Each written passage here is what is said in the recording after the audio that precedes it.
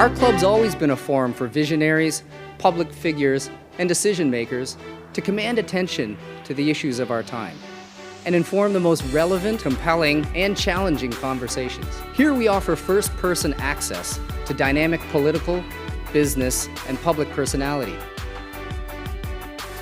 The Canadian Club is one of the most important podiums anywhere in the world that a Canadian can speak to, tell Canadians what it is that they think, develop those thoughts.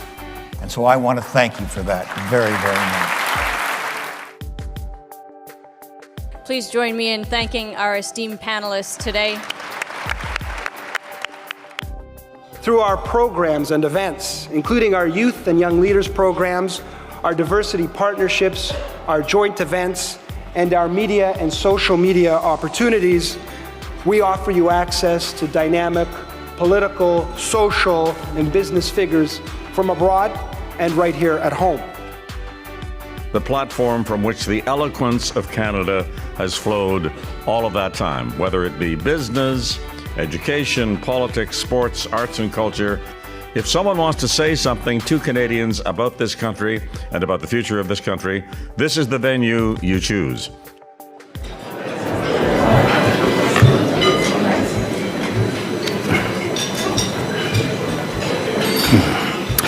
Good afternoon again, members and guests.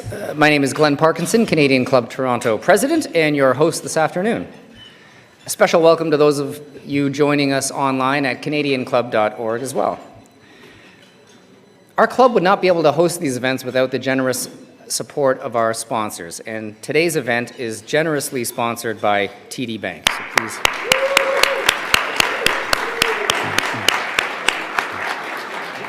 We'd also like to thank our season sponsor, Canadian Bankers Association. Yep, for sure. And our airline partner, Air Canada. Thank you for helping support the travel of many of our speakers. And our partnership with Canada's Forest Trust also helps us offset the carbon impact of our events every season, and this season is no different, so we value their partnership as well.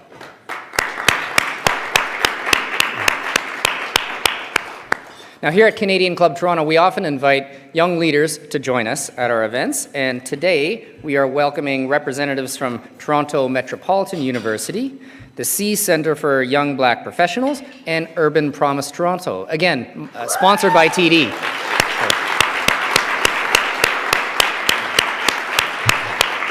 Thank you again, TD. One of the great things about having young leaders join us is they have a lot of questions and they aren't afraid to ask them. So that makes our events really lively and really interactive, and we design them to be that way, and we value that participation. So here's our chance to learn more about the Black Business and Professionals Association. What questions might you have for the new CEO? What are her plans to elevate the experience of Black professionals and business owners? What role could allies play and should play to make the business environment more inclusive? I'm sure you've got many other questions. You'll find question cards in the center of your table, so fill them out, hold them up, and we will bring them to the front. Similarly, for those of you online, you'll see a button on the right-hand side of your screen that says click to submit a question. So please do so, and we will bring your question into the discussion at the end of the afternoon. And now I'm pleased to introduce our guest speaker. On January 22nd, Lianne Hannaway became the new Chief Executive Officer of the Black Business and Professional Association, the BBPA, the leading national organization supporting Black professionals and entrepreneurs. Lianne brings 25 years of experience and a proven track record of success in strategic leadership and transformation, governance, financial management, and community development.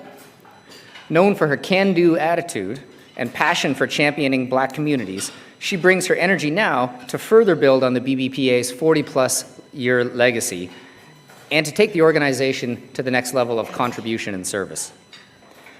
Before joining the BBPA, Lianne served in key leadership roles, including as a partner at KPMG and Managing Director, Finance and Corporate Controller at TMX Group. She has served as Chief Operating Officer at the Black Professionals Tech Network and is currently a board member at Meridian Credit Union, Equality Funds, and Kids Help Phone. Yes.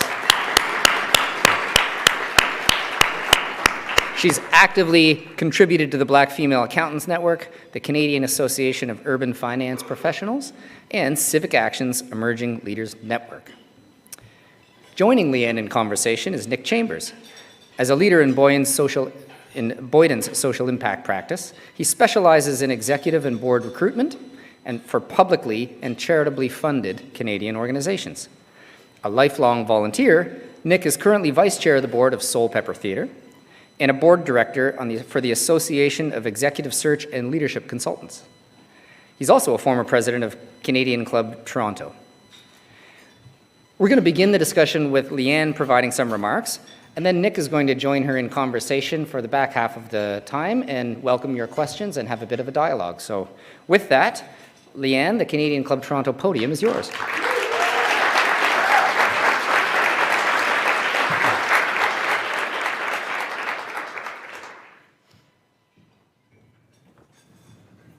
Thank you. Whew. Good afternoon. Thank you, thank you. Oftentimes when African people come together, we start with giving thanks. It's a ceremonial thing that we do at the beginning of such instances. So first, I really want to give thanks for the opportunity to be at this podium, and in doing so, recognizing the rich history and diversity of the land that we gather on. These are territories of the Mississaugas of the Credit, the Anishinaabe, the Chippewa, the Haudenosaunee, the Wendat peoples. And we now call this place Toronto, which is home to many First Nations, Inuit, and Métis people.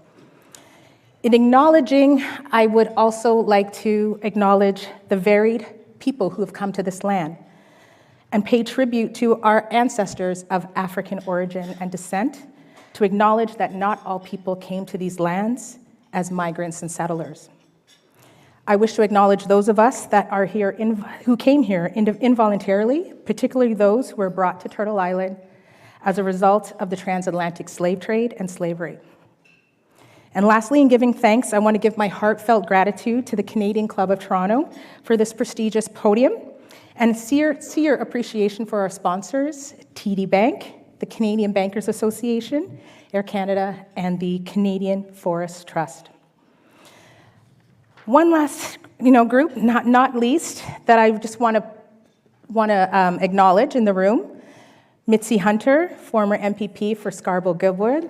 Thank you for being in the room. Kathy Hay, President and CEO of Kids Help Phone as well. And I just want to thank you all for joining us today. Who am I? Who am I? No. My name is Lianne Hannaway, and I'm a chartered professional accountant with over 25 years of financial services experience. And about a month ago, I was appointed to the role of CEO of the Black Business and Professional Association.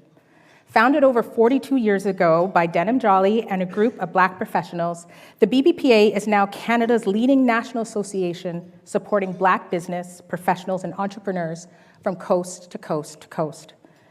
Some of you may know our association from our Harry Drome Awards, a national awards event that takes place every year. This year, take out your agendas, April 27th. And we recognize and honor excellence and achievement within the Black professional and business community across this nation. Today, the BBPA impacts thousands through our programs in business planning, in marketing, financial literacy, and scholarships for higher education. We have some BBPA Scholarship Award Room winners right here in this room today.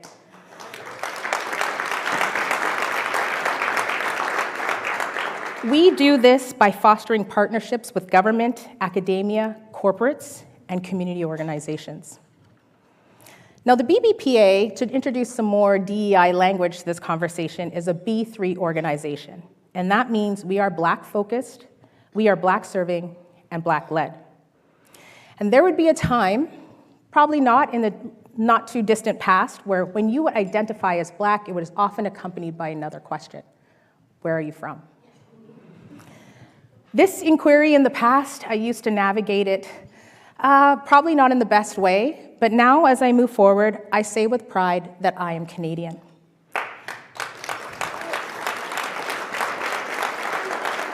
I was born and raised in Winnipeg, Manitoba, and I have roots in Jamaica and Trinidad.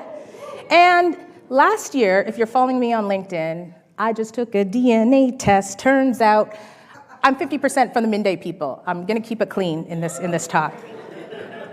They hail from West Africa. But what's important here is that I belong here in Canada. That feeling of diversity, equity, and inclusion, we need to belong here in Canada. And the BBPA, that's what we do for Black business. That's what we do for Black professionals. We create the structures and the partnerships so that Black business, Black professionals can not only belong, but they can thrive in our Canadian economy. The BBPA is structurally important to sustaining a culture of DEI, diversity, equity, inclusion, right here in Canada.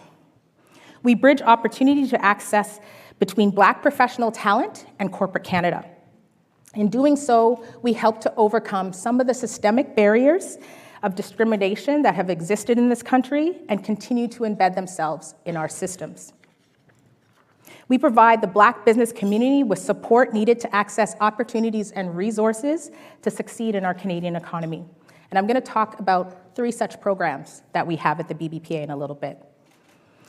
We also bring leaders together to celebrate Black achievement with our BBPA Harry Drome Awards.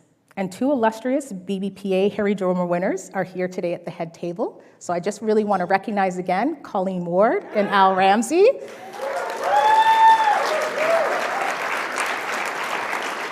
We recognize your achievement along with all of our other BBPA Harry Drome Award winners because you inspire not only within Black communities, but outside of Black communities. And doing so reminds us that we all, as Black Canadians, are a positive contributor to the success of Canada. When do we celebrate the success? In February. Shortest month in the year, we get an extra day this year. But February is Black History Month. And Black History Month is where we cultivate belonging. We provide an opportunity for Canadians to celebrate the rich diversity of our Black communities, recognizing its importance. We sometimes hear questions about what is the best way to honor this particular month, Black History Month. Often the question is, what might this look like?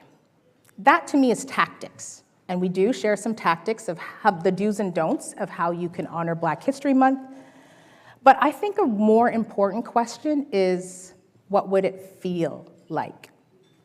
Well, I attended a DEI training the other day, and the facilitator, a Black man, greeted me with, "Happy Black History Month," to which I replied the same, "Happy Black History Month." And he quickly and graciously corrected me. He said, "The better answer is, happy to be Black." So what are we doing as corporate leaders so that our Black employees, our Black youth, our Black businesses are ready to reply, happy to be Black here in Canada?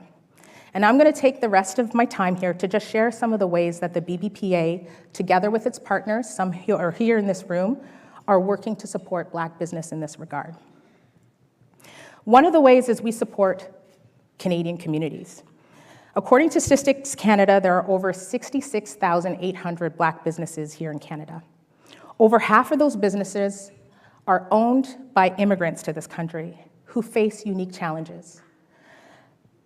At the BBPA, we didn't need a study to understand these challenges because we are in community, and we created a program focusing on Little Jamaica.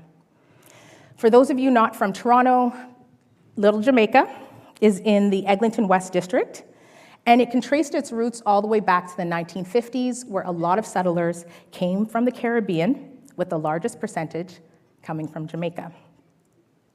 More recently, this region of a brilliant community hub has undergone significant challenges. 13 years of LRT construction, chronic underinvestment, that has led to a lack of awareness of this rich cultural history and retail vibrancy that we have here in Canada. So the BBPA, partnering with the City of Toronto, we supported over 90 Black businesses with the aim to get grant funding to help them secure loans to change the fabric of that neighborhood, to reposition it as a vibrant Black cultural destination in Toronto. And our phase 2, we are not done yet. We aim to continue this success. Now, when I'm speaking about DEI, what can we do if we really double down on it with an example like Little Jamaica? Imagine we could replicate this success in other communities where there are lots of Black individuals. Imagine we can partner with other B3 organizations, like Ryan Knight, who is part of the African Canadian Business Network, who has a really strong skill on grant writing.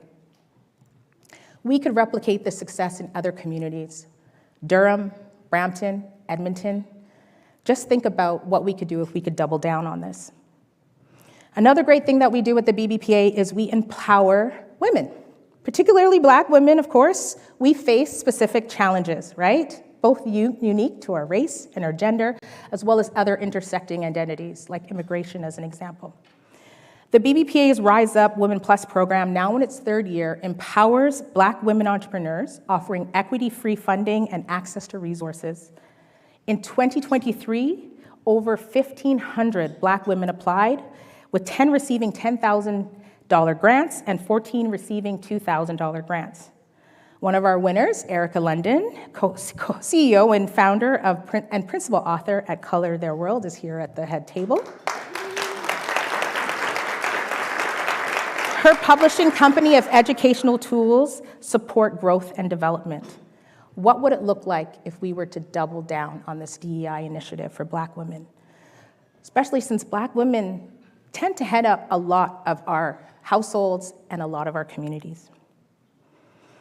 The last area I want to talk about are the program with the BBPA, but it's not the last program that we do have at the BBPA, I just want to stress that, is that we also help create Black businesses. We help give them the supports that they need to be incorporated and to thrive. Statistics actually reveal that only 2.9% of unincorporated businesses and 1.6% of incorporated businesses are owned by Black people. That is less than the percentage of the general population of Black individuals. At the BBPA, we created the BAIDS program, the Black Advisory Implementation Development Service Program, to support the sustainability of businesses, Black businesses.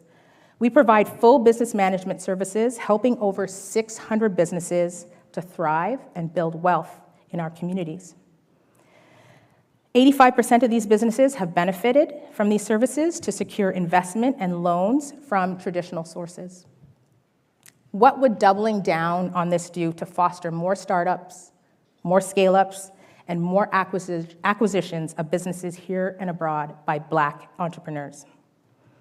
For 42 years, the BBPA has been a beacon of support for the Black business and Black professionals. And now is the time for all of us to double down on these efforts. Double down on diversity, equity, and inclusion, because the data is 100% clear. DEI fuels innovation, it impacts the bottom line, and it retains and attracts valuable talent.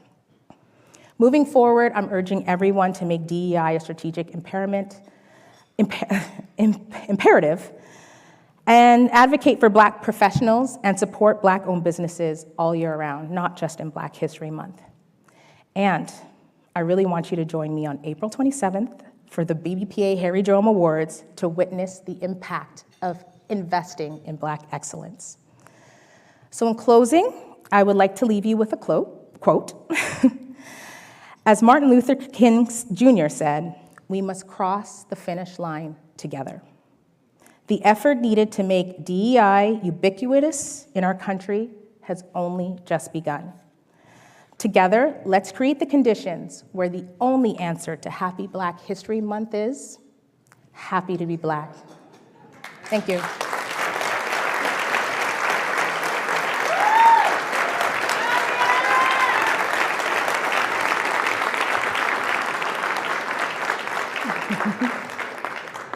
Nick. Great job. Great job. This is going to be the easier part of the segment. Oh. Yes, now you get to relax into a comfortable seat. And that was fantastic. Thank you very much for getting us started. I want to do a few things before I start asking you some questions. First of all, I want to congratulate the board of the BBPA on this brilliant choice for CEO.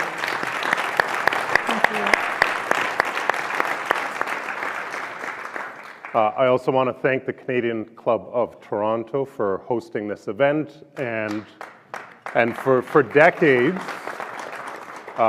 decades being a really strong and authentic partner to Black communities. For an organization that started as a members-only exclusive club for wealthy and privileged white men, older white men, so many years ago, to see how this organization has evolved over time, and to see how important diversity and inclusion have been to the Canadian Club of Toronto for so long, I think is a testament to the fact that where there's a will, there's a way. So thank you, Canadian Club. Over to you. I think we should first test to see if the audience was paying attention. Happy Black History Month. All right, well Great, done. love it. You're a good teacher. Repetition. Yes. So I have a handful of questions for you, and again, folks in the audience, you are welcome to submit questions also. So Lianne, I'd like to help our audience get to know you a little bit better. What would you like to point out as a few of the more prominent themes or threads in your life? Thank you for that question. It actually helps me be a little bit more vulnerable, a skill that I'm working on. But if I had to really pick, two main themes in my life, is one, I'm a nerd. I am a certified nerd. Like, I love math, I love numbers, I love putting things together, I like taking things apart. And that's not just like physically, that's like, even talking to people and just being super, super curious. And I think that's really led a big theme in my life, in the things that I do, and the places that I go, and the knowledge that I collect. I am I'm a nerd. I'm a nerd. Proudly so. And I'm proud of that. I'm really proud of that. Yeah. Another area that I think is a really major theme in my life is I like taking risks, and I would say calculated risks. I think my bio was pretty much read out there, and I spent a large portion of my early life, in, accounting, very, very, very, strict kind of methodology. There's not much variation, but I took the opportunity to move to Paris, France, pratiquer mon français pour parler en français. So it was a little chance to do what I knew was regimented, but in another environment, and learn. Even at my time at the stock exchange, I took that opportunity to be more in community, take that risk of using my skills in serving Black communities, serving Black women. And it's just taking that opportunity, and probably that's a little bit of the curiosity as well too. And then also just this risk. I mean, being chief executive officer, I like to say chief empowerment officer of the BBPA is also a little bit of a calculated risk, but I'm also just strengthened by the opportunities that I've had, and I think it's a good calculated risk, and I'm hoping it's rewarding for our communities. Amazing. Well, it's a very kind of unique and special mix of attributes that have brought you to leadership and are guiding you, empowering you through leadership. A great reminder that we need all kinds of folks leading, and it's really about what you do with those gifts and inclinations that really matters. You do have a fabulous CV. We've heard reference to. You're the executive search expert. Yes, and so I can attest. Take my word for it. She has a fabulous CV. You've been a consultant with one of the big 5 firms, a CFO, a business owner, a not-for-profit public sector and corporate board director. How are you hoping to translate those experiences into your work as CEO of the BBPA? Yeah, I think there's some key skills and key experiences that I've had. I think my background in financial management, financial sustainability, looking at different business models, helping organizations grow, helping organizations reach that stable point is a skill that I really think is invaluable for not only the BBPA, but B3 serving organizations and public sector organizations. Governance. In my latest kind of inclination, I've had the opportunity to be on a number of really great boards, particularly purpose-driven boards, where I think it's very unique, the type of skills that bring people to that table. I want to also bring that to the BBPA, like in those relationships and that point of view, that worldview that organizations like that have. In terms of another area, I kind of touched on it, but being purpose-driven, being not only thinking about the bottom line, but what are those outcomes, particularly those intangible outcomes that being purpose-driven does. It's not the same as being in the private sector. I've learned a lot about that.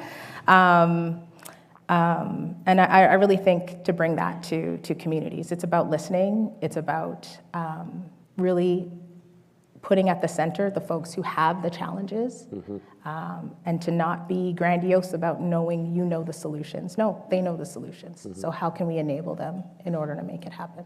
Yeah. Where does that drive for purpose come from for you? Because there are a lot of examples of people who serve out a career in the corporate sector and approaching retirement, they say, now that I've done all of this and now that I've earned all of this money, I'm ready to give back. But that's not, you've taken a different path. I'm the eldest daughter in a Caribbean household. Some of you might know what that means. But it means that from the very beginning, you give. Like that is almost in your DNA. That is almost in your DNA, and I think it just threads through who I am, is just the give and the purpose. And I'm using the skills that I've learned in other ways to make that more efficient, to make it more scalable, but purpose is, I think, really in my DNA. Yeah, that's great. So I'm starting to get questions from the audience already, and these are great. I say they're great because they line up with my agenda, so it's perfect. Joking aside, so there's a question from the audience: what is your biggest goal as the new CEO of BBPA? I know this is early days for you, and if I've read you right, you probably are going to want to spend some time listening and collecting input from others, but to the extent that you want to touch on this one, what might be emerging as? Well, like you said, it's only 30 days in, so my ears are open. I had a mentor who said, you need to use your ears more and your mouth less. You got 2 ears, 1 mouth, use it in that proportion. And so that's literally what I want to do. It's early days. I'm collecting intelligence, really understanding what are some of the challenges, understanding, all the different stakeholders involved, and really from then we'll kind of come up with a goal, but I know you want an actual answer, Nick. So I would say we are a 42-year-old institution. We have a lot of knowledge. We have a lot of ways of knowing. And how do we capitalize on that? How do we scale with that? How do we partner with that? How do we create the systems that makes it so that we can have more impact? I think that's probably a really big goal that's kind of coming out, and I'm going to leave it there because I really want to hear from others to shape what those goals are. Yeah, very wise. There's a question here about partnerships, and I have one as well, so I'll start with mine and then bridge to this one. There are several current and future BBPA partners in the room, in the audience, and online. Hello, online folks. Why should organizations be lining up around the corner to partner with the BBPA? Oh, I think it's a no-brainer. It should be, why shouldn't partners be lining up, to partner with the BBPA? Like I said, 42-year-old institution. We have ways of knowing, we have ways of being, and fostering partnership is only really going to help us scale and deliver impact. But I would say with any experience, we have to make sure that we have shared goals and we are similarly aligned. We don't have to agree on everything. I love saying Ross and I have conversations, our board chair, and he says, we don't have to agree on everything, but we need to be aligned. And I think that's some of the aspects that we're looking for with partners. We're looking to solidify our relationships with our current partners, broaden it a little bit, and seeing what other future partners also have that alignment with us. And we want to do big things. We want to take calculated risks. So partners with big checks, who can help fund our capabilities. I'm going to put it out there, absolutely. That would help us more than anything, Small dollars that make you move in certain ways. I used to advise a lot of Black women when it came to their finances, and they would often say, oh, maybe I could cut here and cut there. I would be like, no, let's just think bigger. Where can we make it rain? Where can we make it bigger? Because more revenue, what's another term that we always used to say in the private sector? Revenue cures all ills. So, let's do that. So let's look for partners who really want to do that. Amazing. So a question from the audience. In this post-George Floyd climate of retrenchment from DEI, you spoke a lot about DEI in your opening remarks, retrenchment from DEI and backlash against the Black Lives Matter movement, how will you continue to attract and engage potential partners and allies? Does that kind of framing spark any other thoughts on the question of partnering? Yeah, I believe that when you can have two choices, right? You can shine a light on something that is already shining to make that light brighter, or you can really attempt to go into the darkness and make that light brighter. There are some people who are really good at that latter one. We have tons of models, particularly in the Black communities, Martin Luther King Jr. that I talked about, going into areas where it is kind of hostile and dragging people into the light. I think more strategically, it would be better for organizations, for some of us to take the road of those people whose lights are already shining, how do we make them brighter? And, encourage them to be louder in their voices, encourage them not to be silent, help give them a big, pulpit, a big, microphone so that they can be louder and not necessarily pay attention to folks who just don't get it. They don't get it, and that's okay. They don't get it, but I don't have to spend energy on it, Energy is really important. It's probably more of a precious resource than time and then money. So energy, let's go where the energy flows. Yeah, that's very consistent with your theme around doubling down. Let's not be silent, Let's actually invest more. We've taken a risk. The reward is there. Let's put more effort into it. Let's double down. Yeah, amazing. Lianne, it's hard work that the BBPA is doing. You will have your challenges as CEO. The board has challenges. The organization has not lasted 42 years without taking on some serious challenges. What would you say are some of the hard truths we need to face as we continue to promote equity and opportunity for the Black community? These are tough questions, Nick. These are very tough questions. Hard truths. Yes.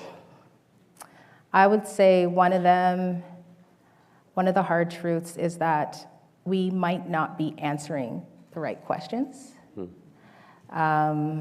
I think in a lot of ways, we put a lot of effort into solving solutions for problems where we can sit back and think about what is the bigger problem. I'll give you an example. Yes.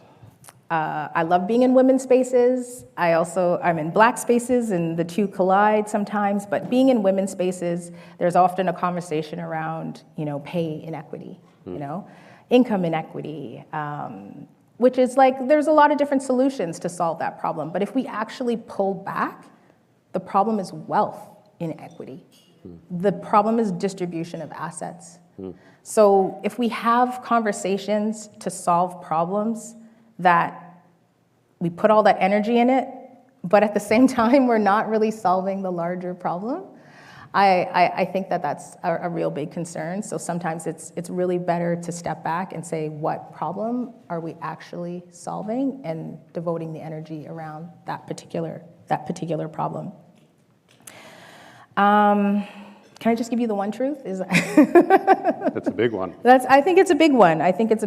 And that's the hard part, I think just recognizing that we put energy into these solutions, so the dialing it back or the abandoning it is the hardest part, Yeah. And that's where we need to encourage more voices in the room. That's where we actually have to talk to the people who have the actual problems and the challenges, and decenter ourselves from those solutions. We have to look at the most marginalized and ask them what they are experiencing and how do they feel we need to provide support, and not the other way around, saying, I think you need this, when that is actually not what they need.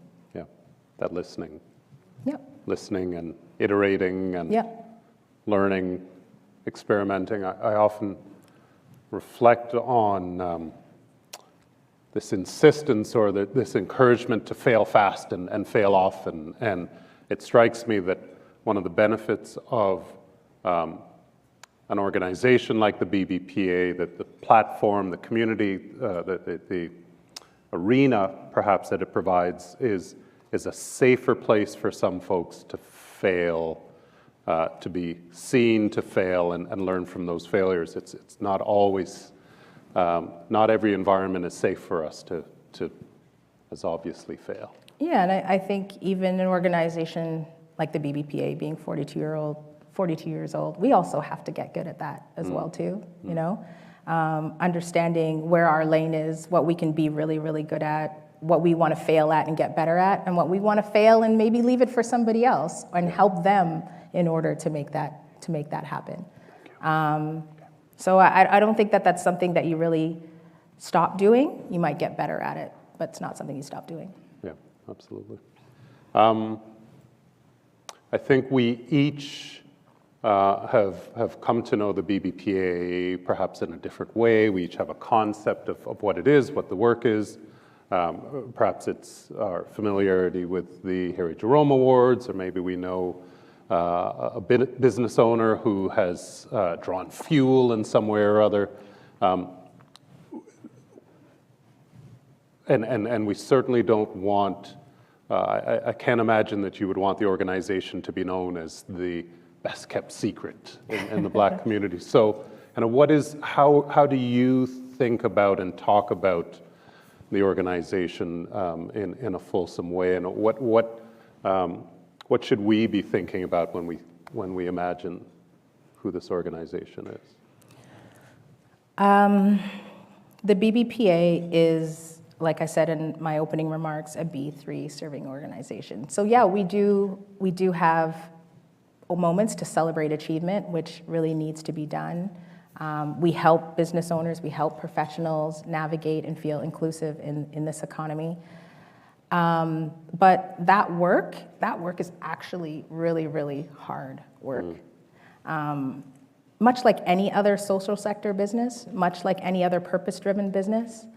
What I'm learning a lot, having had my career in like the private sector and now moving more and more into the public sector, is that money in the private sector is both an input and an output, right? So you put money in, you hire better talent, you find another, stream where you can actually have more money that comes out. It's both an input and an output. To me, that's really, I want to say simple, but it's not overly complex in a lot of different ways. Versus a social sector business, I've really learned this a lot with my experience with Kids Help Phone, where I just ask them, like, how come everybody just loves Kids Help Phone? And the dollars that you guys do just do so many tremendous things. It's because money might be the input, but it's not the output. It is actually those outcomes that are very, very intangible, very, very intangible. And if you don't figure out what you want to do and how to measure that, that's the difficult part. It's way harder. I feel it's way harder than being in the private sector. It's way harder, because a lot of that means that you're gonna need a lot more what are called level 5 leaders. If you read Good to Great, you know, those people who are influencers, you know, they're not controllers, they're not thou shalt, you know? They are like, hey, how do you feel about this, you know? It also requires you to get money from folks and really know that you are going to be a really good steward of that dollar, and that dollar is going to produce an outcome that they might not see the power of that outcome for years. Yes. And even they might see that that outcome is you avoided something, not that something happened. Yes. Like that's to me is like way more complicated. Yeah. Yeah. But I love it because I'm a nerd. Yes. I was gonna bring it back to that point, but you beat me to it. Well, and just having, you know, the ways in which constraints are a stimulus for creativity and innovation. You know, you don't need to look any further than the not-for-profit sector to see that in full force. I'm in full awe of, you know, leaders in the public sector and what they do. They're champions, you know. They're doing the work. Yes. You know, even in my experience in CASI private public sectors or purpose-driven organizations, the goal is things that are intangible. You know, Yep. The goals are things that will better our social fabric and better our well-being. How do you measure financial wellness? How do you measure those activities? What are we doing? Are we testing? Are we measuring and seeing what comes out of that? Yeah. Amazing. Amazing. I love this question. It was perhaps should have been on my agenda, wasn't, but I think this is a great one to ask of you. So it starts with a compliment. Lianne, you are a remarkable role model for Black youth. Oh. What is your hope and vision for Black youth? Ooh. I want Black youth to feel valued just for being alive. Yeah. We are intrinsically worthy. We don't have to do anything. We don't have to perform. We are intrinsically worthy. I want that to be natural. I want that to be ubiquitous. Yeah. Yeah.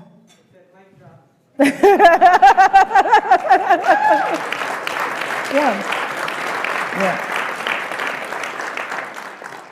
You almost got me to tear there. Almost. I won't go there. I could see.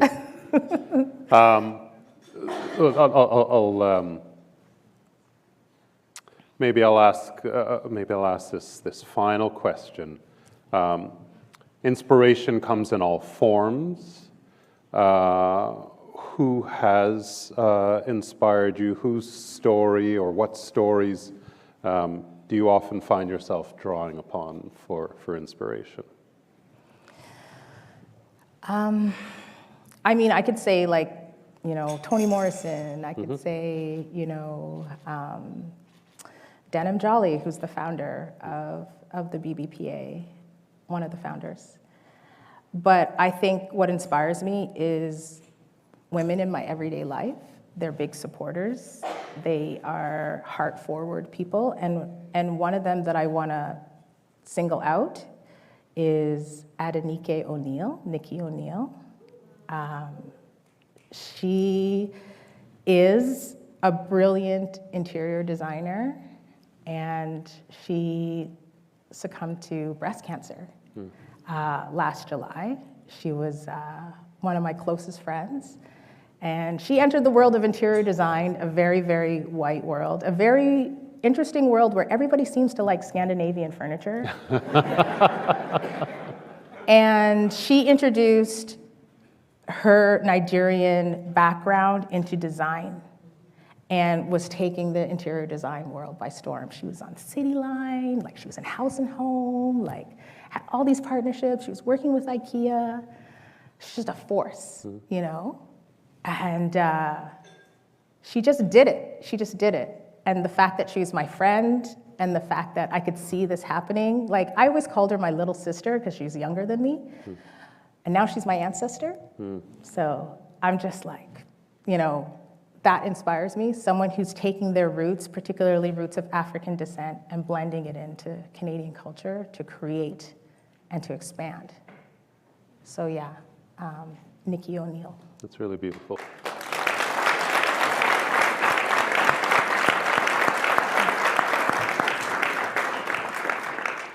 So we do need to wrap up. On behalf of the audience, I think it's safe to say that we're really proud of you. We're behind you. We're behind the organization and BBPA and all of the great work that you're doing. You could also be in front, too. Yeah. Okay. It's a good reminder. It's a good reminder. Any last words you want to leave us with as Glenn makes his way to the podium? I'm just really grateful. I just really feel love and support. There's a lot of work to do, and we really need to do this work together. So I'm open, I have an open heart, and I just think that I am, again, very grateful for the opportunity that the BBPA board has given me, and look forward to talking more and learning more and shaping our culture together. Amazing.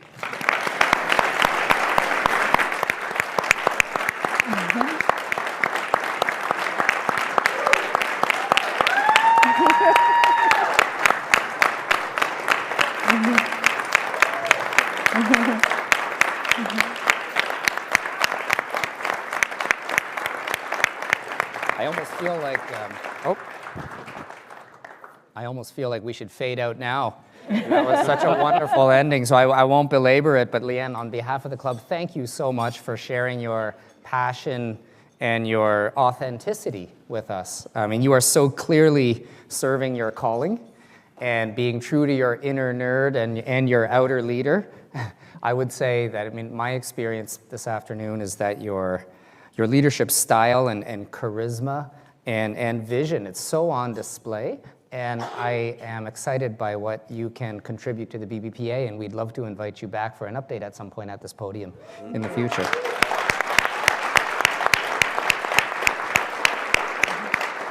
Looking forward to hearing how you double down, for sure. And Nick, thank you so much for joining us and leading such a lovely conversation. Before we close, I'd like to invite you to join the live stream tomorrow for an evening panel discussion we're having on the new federal conservative movement and its impact on Canada. On March 6th, we'll host a panel discussion on the revitalization of the Canadian mining ecosystem, featuring speakers from BMO, Agnico Eagle, and Glencore. And let me conclude by thanking our AV partner, VVC Live, for facilitating today's event. Enjoy the rest of your afternoon, and we hope to see you all again soon. Thank you.